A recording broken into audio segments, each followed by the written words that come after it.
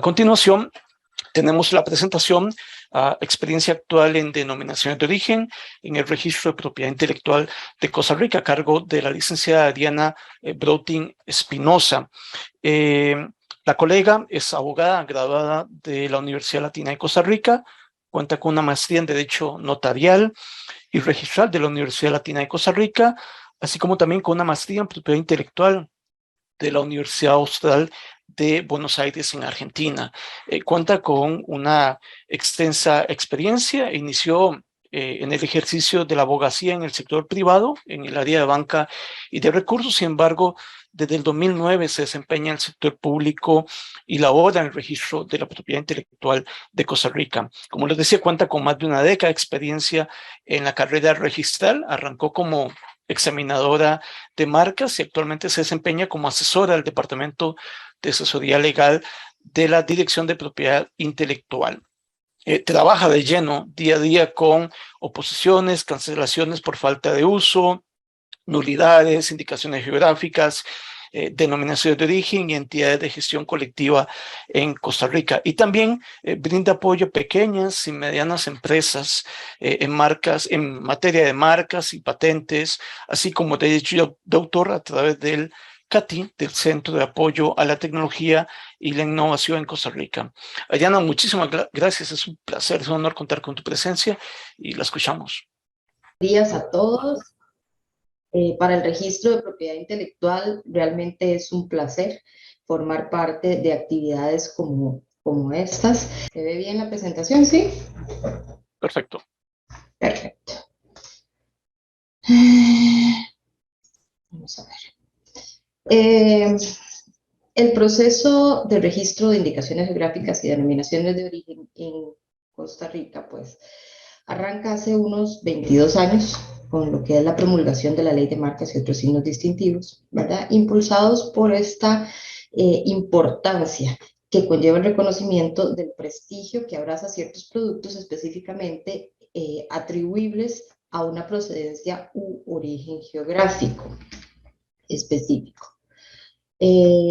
A lo largo de estos 22 años, el registro de propiedad intelectual ha ido creciendo en lo que respecta a indicaciones geográficas y denominaciones de origen, trabajando en conjunto de la mano con los titulares de estos derechos, claro está, específicamente en la materia que nos compete, pero también con instituciones que como Cadenagro de forma integral trabajamos pues en pro de lograr la inscripción y la protección de este tipo de figuras, ¿verdad?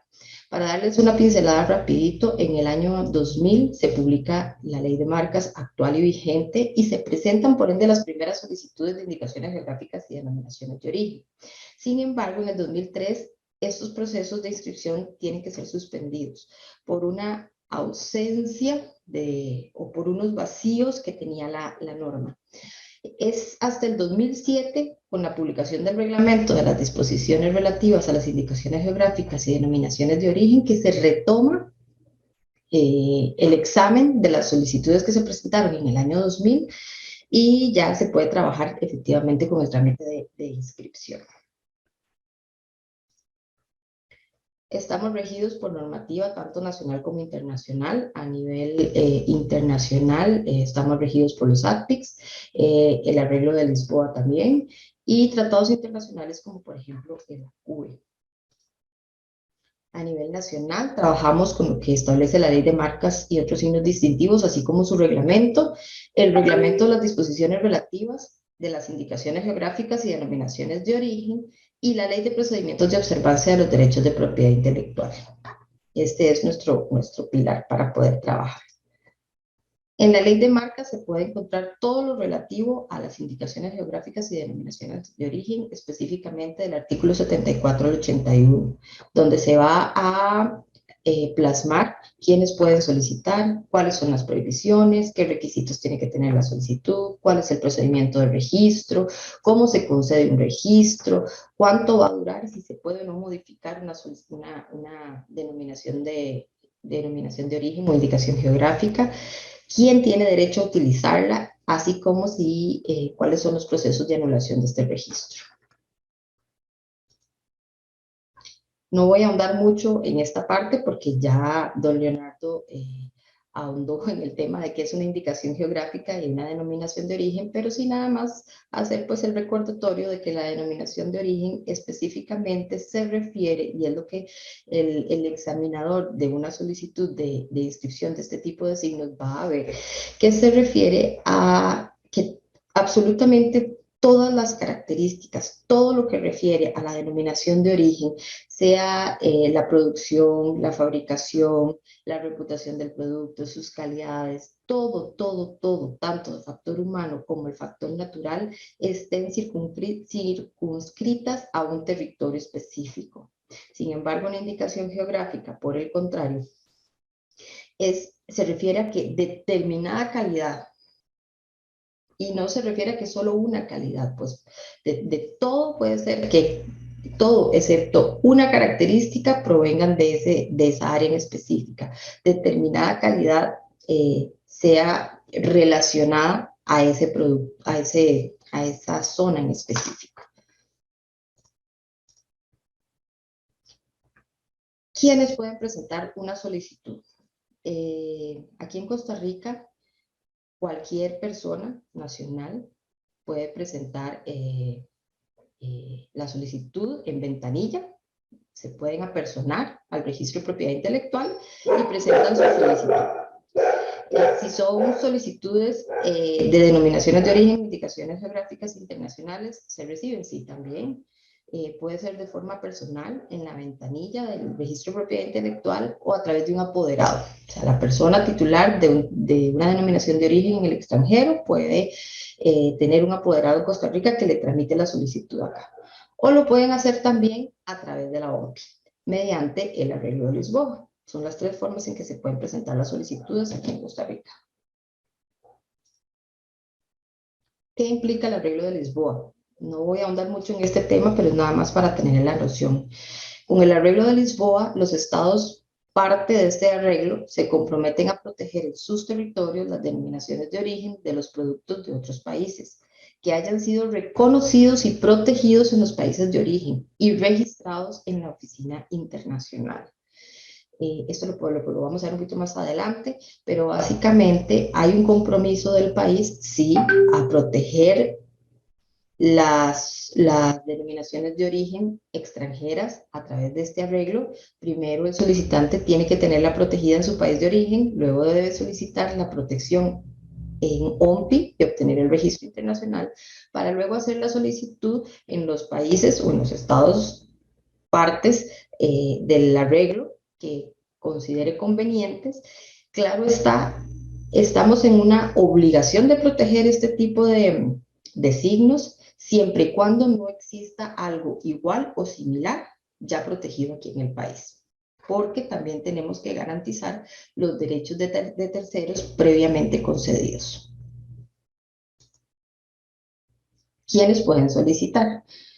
Una solicitud de indicación geográfica o denominación de origen la puede solicitar uno o varios productores, fabricantes o artesanos, entidades que los agrupe como asociaciones o cooperativas, o la autoridad pública competente. Cualquiera de ellos puede ser una solicitud.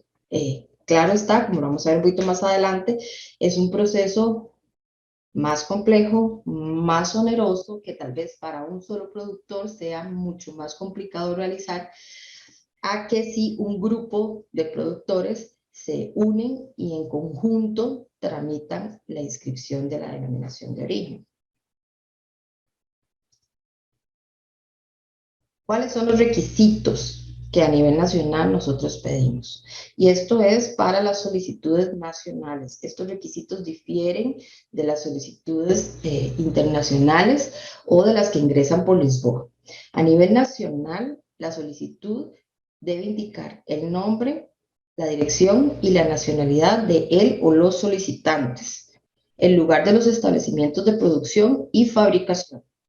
Tiene que indicar la denominación de origen o la indicación geográfica cuyo registro se está solicitando, la zona geográfica de producción. Esto es muy importante.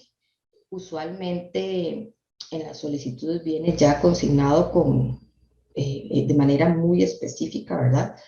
los productos para los que se usa la denominación de origen, una reseña de las cualidades o características esenciales técnicamente fundamentado, que es lo que se conoce como el pliego de condiciones, que veremos más adelante, y la normativa de uso y administración, que es la que nos va a decir cómo se va a utilizar esta denominación de origen, cómo, quién, cuándo, dónde, qué pasa si se utiliza mal, quién va a administrar esta denominación de origen, y tiene que hacer un primer pago de $50 que está relacionado a la solicitud de inscripción.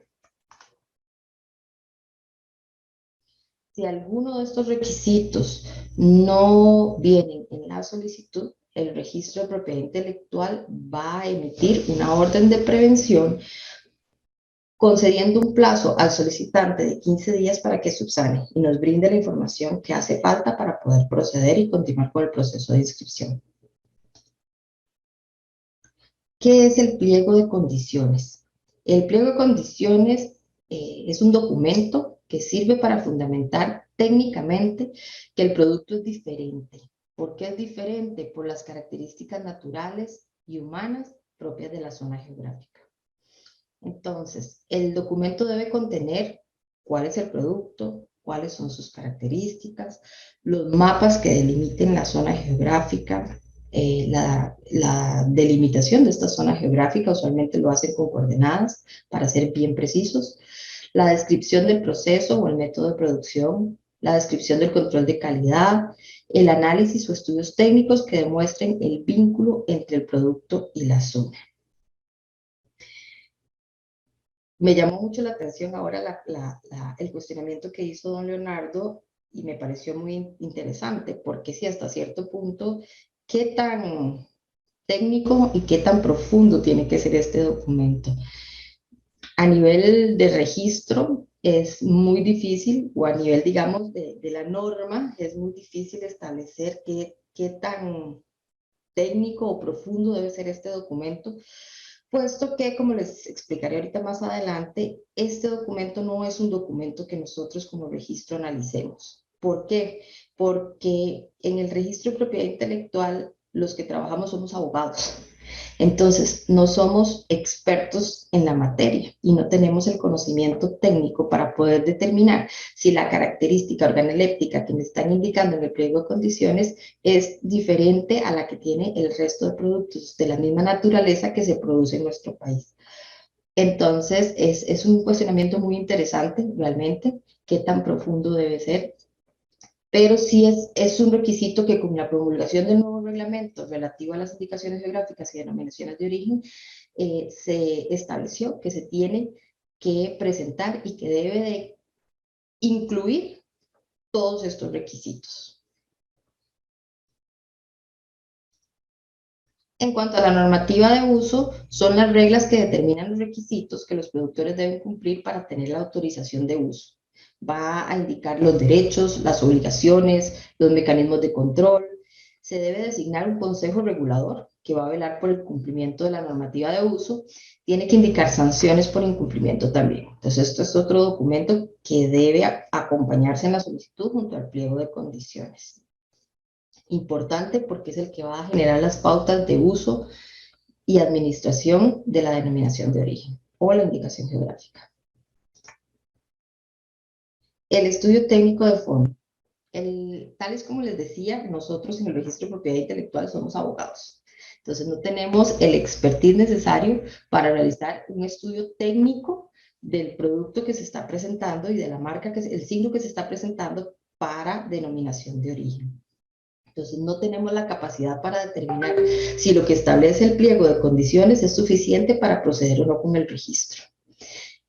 Es por esto que el reglamento nos permite el apoyo con otros centros de educación superior, científicos, tecnológicos o profesionales. Ellos son los que nos van a levantar la bandera y decir, sí, esta solicitud cumple con todos los requisitos, sí se recomienda su inscripción, sí realmente se diferencia por ejemplo, en el caso de la denominación de origen última que se registró, que fue Café Tarrazú, ¿sí? Este café, las características, todo lo que establece el pliego de condiciones, lo hacen lo suficientemente diferente y superior en calidad al resto del café que se produce en el país. En base a esa recomendación, nosotros podemos determinar la inscripción o no del signo.